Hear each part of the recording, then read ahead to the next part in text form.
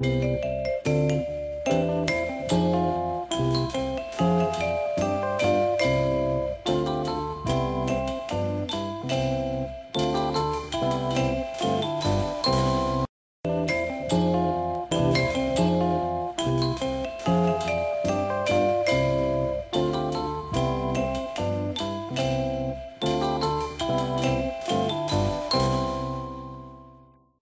everybody, welcome to What to Watch with Your Popcorn. I am Rob. And I'm Dave. And today we're going to be reviewing the cop classic, Dirty Harry, starring Clint Eastwood.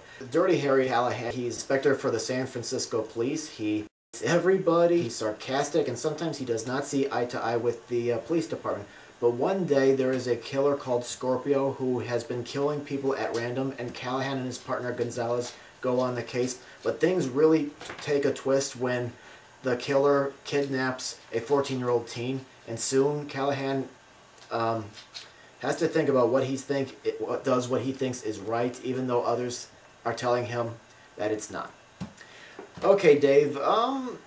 This movie really started out very well. Especially the opening shots, like we get Clint Eastwood going through the streets of San Francisco. I thought it did a great job setting the story up as well as getting used to the San Francisco setting. The very first shot, and that looks kind of like the opening to like an older James Bond film. Seeing this girl, the yellow bathing suit, she's down in the pool, and then you like see her through the gun target on the scope. What really impressed me was the use of long shots because in several scenes, they're like when Eastwood's talking to his boss, you know, they go down the hallway and they cover a lot of exposition, you know, instead of just breaking it up where it's a shot on one character and then the other. They do everything in one long take, and you see this a lot, and I really enjoyed that very much. I think that's a pretty good method, although it's probably hard to rehearse. Especially when they did it outside, and then you can also see like some of the city too, how nice the city looks. Yeah, but speaking of outside, one of my criticisms I had with Dirty Harry were the night scenes. The color, I don't know, it's just they were so dark. Sometimes you couldn't make out what was going on, at least on the edition that we saw. Yeah, it was like cars would be driving by and it didn't seem like they even had like their headlights on because they would have lit up more, but I mean, they did, but it just didn't seem like there was enough lights, and that city has like tons of light in it, and it just...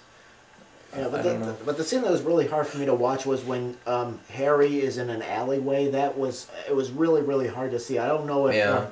we were watching the 1999 edition. I don't know if it's been remastered any better since, but I mean, it was just very hard to see. But I think the film, for me, the film really got tense in the middle when Eastwood's on the mission to try to meet with the killer. The scene in the park where they're by the huge concrete cross, the killer's got the ski mask on, the red ski mask, and then he's going for the bag. And that was probably the most suspense and tense that I felt throughout the whole movie. And the villain is definitely a character that you really, really hate, and you're hoping that Harry brings him down later on in the movie. You're really hoping that. There's a few ups and downs, but yeah, I really enjoyed it.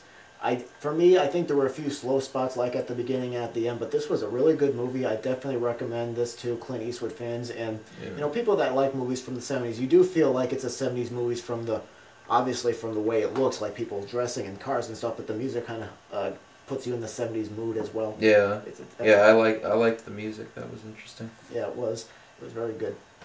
Okay, so that's it for our review. Feel free to leave any comments about the movie or about the video, and we'll see you on the next edition of R&B Reviews.